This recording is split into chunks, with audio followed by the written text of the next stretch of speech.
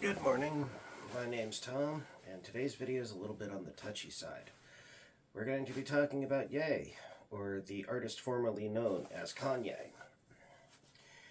I think it was last Monday these statements came out, and I took some time to think about it and process and how to present this. Trigger warning, it discusses childhood trauma that he experienced. So, he made a public statement regarding activities he did with his cousin. When they were children, they discovered his parents' adult magazines.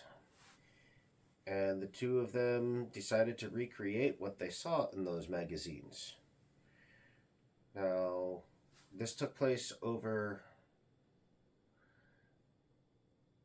I haven't actually added up the years. It seems like a course of 8 years, if off the top of my head.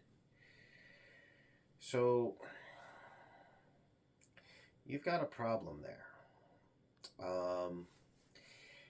Not just with the kids recreating what they saw in those magazines, but with a very large degree of neglect because the parents weren't paying attention and catching this.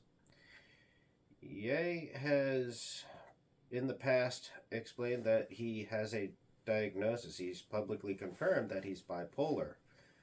That's an issue.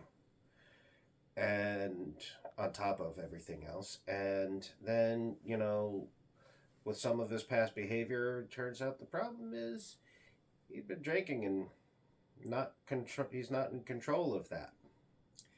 So now you've got some running themes that happen with this channel. He's got a drinking problem. He acts bizarrely. He's got a disorder that he's not managing well. And he's got childhood trauma on top of it. Now, this doesn't excuse his past behavior. I'm certainly not making excuses for that. But he's got a lot of enablers.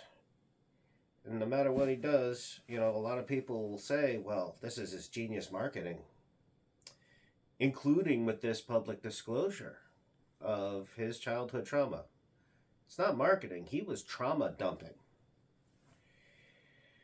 Now, I've said it before and I'll say it again.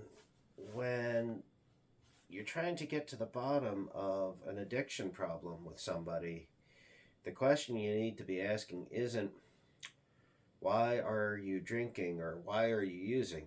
It's why are you hurting? Because if you can't start addressing that, you can't really address the addiction problem. You can try, but you'll be met with limited success. And the sobriety achieved, we'll say it'll be it tends to be a very delicate sobriety. It tends to get broken easier. So, then there's the mental health aspect. On top of the trauma and the addiction, there's the mental health aspect of the bipolar disorder. And if you're familiar with that, you understand what happens when people go off their meds when they have bipolar disorder. Things get really bad really quickly. They tend to make an entire mess out of their career, their relationships, their family ties. Hopefully they get back on their medicine before they destroy, the support structures around them or hurt themselves. And so, that's why it's also very important if you have something like that going on, that not only are you taking care of, such a disorder, but that you're also sober, because when you start throwing addiction on top of it, bipolar tends to spiral out of control even faster than, you might expect. Well, let me know what you think in the comments. Like, share, subscribe, and have a great day.